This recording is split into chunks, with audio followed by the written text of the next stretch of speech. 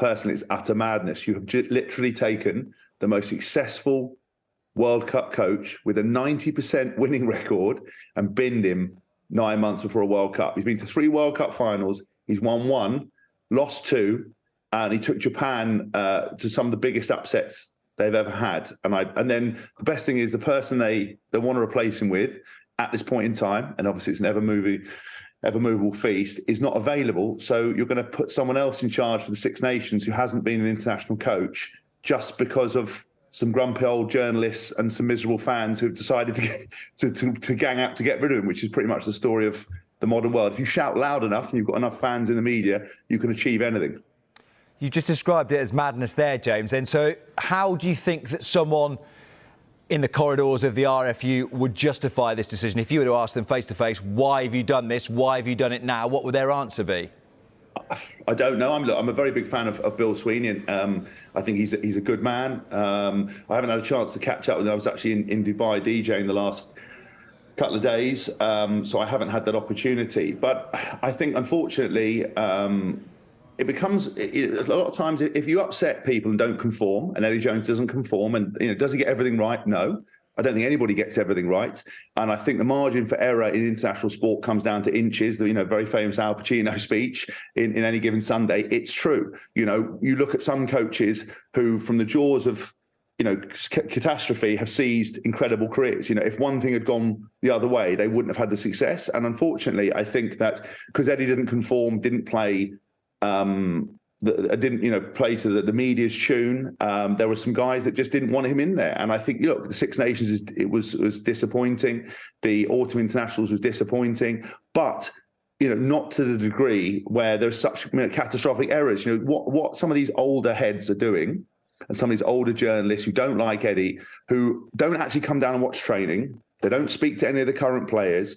They're not particularly popular with current players because of their opinions, because they're there to sell newspapers. Then you've got ex-coaches who have agendas and vendettas who are able to use their media platform to put things out there. It's not based on fact. It's rhetoric. It's nonsense. You talk about the players not being confident. You talk about the players losing their shine. You talk about kind of players coming in and out of the squad.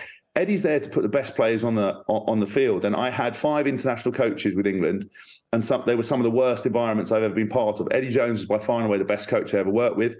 He understood how to get the best out of the players, created a competitive environment, created a professional environment. And some of these journalists, when they recommend coaches to take over, and the people they're suggesting are not in the same league as Eddie Jones. And I find it funny. And as a sportsman, you can do Cristiano Ronaldo, you can do a Piers Morgan interview and blow the doors off it and name and shame everybody.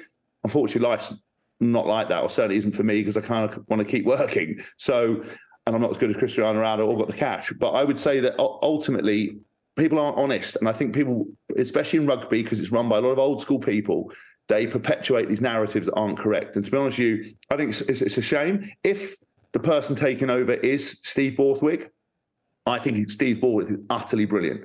If anybody to take over from Eddie Jones, I can't think of a better person. He's the number one person that I would have suggested. I didn't think in a million years they'd ever get him because of what a good job he's doing with Tigers. If they get Kevin Sinfield as well, then England are in a good place. And it's a nice transition because, I think nobody understands what it's like to perform at international rugby than Steve Borthwick, and what it takes to put a team together. Because I'd say Eddie's downfall and where things have gone wrong was consistency in coaches around him. I don't think he was surrounded with the right quality of coach. I don't think they delivered. Since Steve Borthwick, Paul Gustard, Neil Hatley, John Mitchell, there's another Australian guy that I've forgotten off the top of my head, which I apologise for. But those guys are brilliant. Unfortunately, I'm at a loss as to why you've done it. And I think it's down to pressure from fans, pressure from the media, and it became untenable. And how do you play? How do you get in that environment? How do you reconcile not firing someone when everybody wants his head, even though it's invalid? There's a lot to pick up on there, James. I want to come to the crowd reaction first then, because they were booed off in that final Autumn International, which they lost against the world champion South Africa. Is that a lack of understanding from the crowd? Is that a frustration with the style of play? Or is that just a desire for results over anything else? Like, you're not really cared about progress towards a World Cup. You just want to see your team win at Twickenham now. I mean, look, I think firstly, the Twickenham crowd is not a great subsection of rugby fans. I think it's a very corporate crowd. I think they get upset if you put play music too loud, you put too many fireworks up there, and their prawn sandwiches aren't cold enough, and their Guinness is flat. I don't, they do. I've seen that.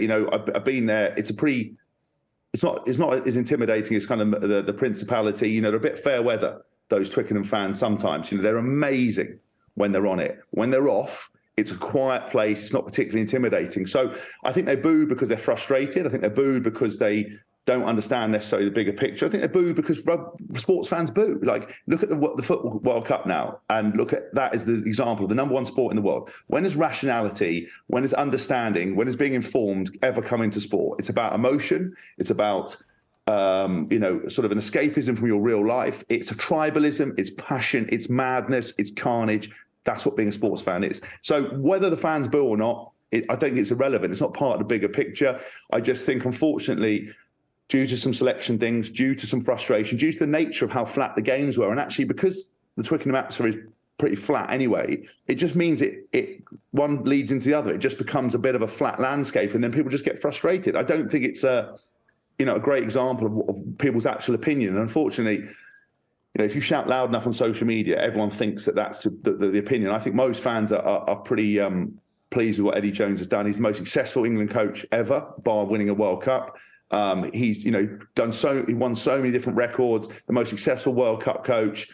I can't understand it other than the tribalism, other than it's like a snowball rolling down a hill. It just picks up momentum. Everyone jumps on the bandwagon. They don't really know what they're looking at. So they just go, well, Eddie Jones is awful, let's fire him. It's way worse in football. Everyone gets fired every 5 minutes in football. So we're lucky our lucky stars at rugby is not quite like that. But at the moment, we're heading that way. Just a final point then, James, and you touched on Steve Borthwick and said, he's the man for the job. He could do a great job as England head coach. 9 months till England step out onto the field for their first World Cup game against Argentina. Is that enough time for any replacement of Eddie Jones to fully get their message across and make England contenders to win the World Cup for a second time? Yes, because the point is there's nothing wrong with this England side. There's not glaring errors. There isn't catastrophe behind every door. There isn't a lack of confidence. That there's some great players who haven't played particularly well. And I think if you ask the players, they take responsibility. Eddie Jones isn't out on the field. Eddie Jones would never coach a team to play badly. What kind of madness would that be? Why would he inhibit them? Why would he give them a game plan that didn't work? I mean, it's madness, unless he just wants to burn money and get fired, which of course he wouldn't do. It's insanity. And so the players just aren't playing well enough. I think Steve Borthwick will come in, having known that group of players, and will absolutely take them on. And I would say that this will just be a catalyst to make England better. I hope so. I just think the madness is, why would you get rid of Eddie Jones when you've got Six Nations? And it's, rule number one in life is never leave a job unless you've got another job to go to. Never move house unless you've got somewhere to live. Never fire a coach unless you've got the bloke you want in straight away, and they haven't done that, and that's the only thing I think is a bit cretinous about the whole situation. But I'm always backing England. I think they're brilliant. I think the players are brilliant. I think Steve Borthwick will come in and kick them on. I don't think there's anything to be panicked about. This will be a storm in a teacup. Unfortunately, it's cost a good man his job, but we all move on. And you know what? Win or lose, it doesn't make any difference to any of us anyway. We all carry on with our lives. The sun still rises and sets, and we're all good.